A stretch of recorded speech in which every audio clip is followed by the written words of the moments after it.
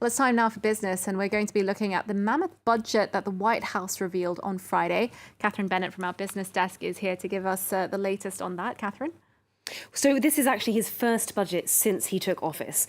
And as you said, it really is a mammoth budget. And it really makes his priorities clear as well. It's a $6 trillion proposal, and he's channeling a lot of money in that into social spending.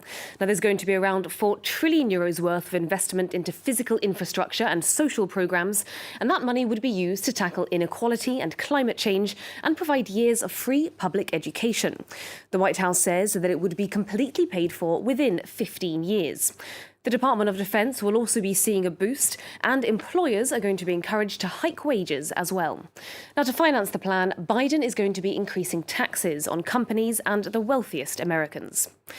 This year, the national debt is set to rise to over $3 trillion, which would then drop to $1.8 trillion in 2022.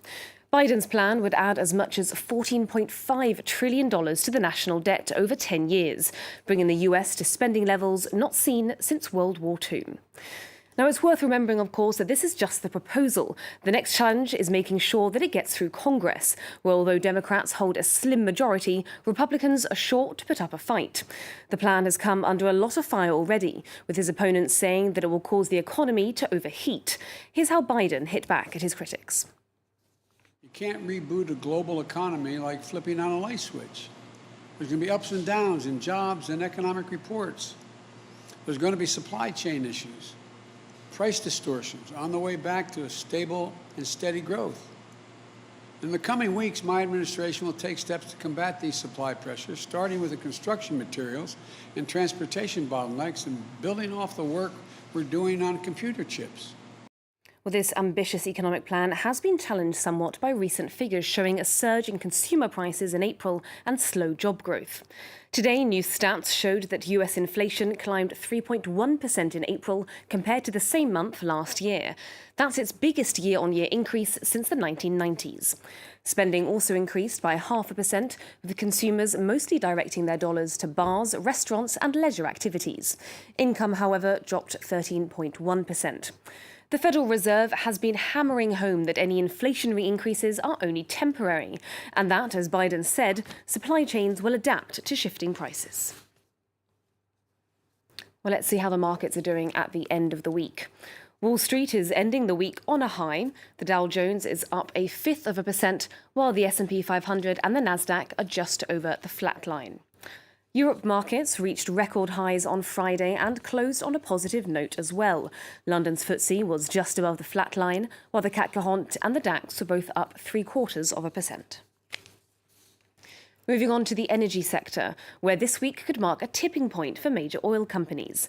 The sector is under pressure from all sides. Governments, shareholders and the general public want them to do more to tackle climate change and cut emissions.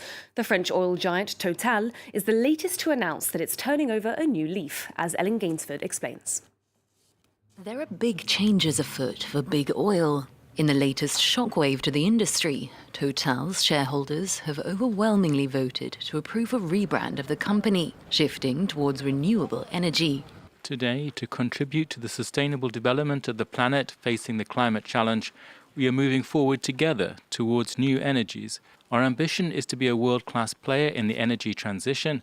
That is why Total is transforming and becoming Total Energies. Total's climate strategy aims for carbon neutrality across its global operations by 2050, bringing it in line with targets set in the Paris Climate Agreement. The company's announcement comes after a turbulent week for big oil. On Wednesday, ExxonMobil and Chevron faced rebellions from their shareholders over their approach to climate change.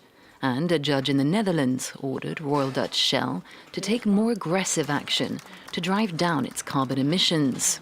It's for the first time in history that the judge has decided that the large polluter, Royal Dutch Shell, should stop causing dangerous climate change. This will have an enormous impact not only on Shell itself, but on major polluters throughout the Netherlands and globally. Pressure for change isn't likely to let up.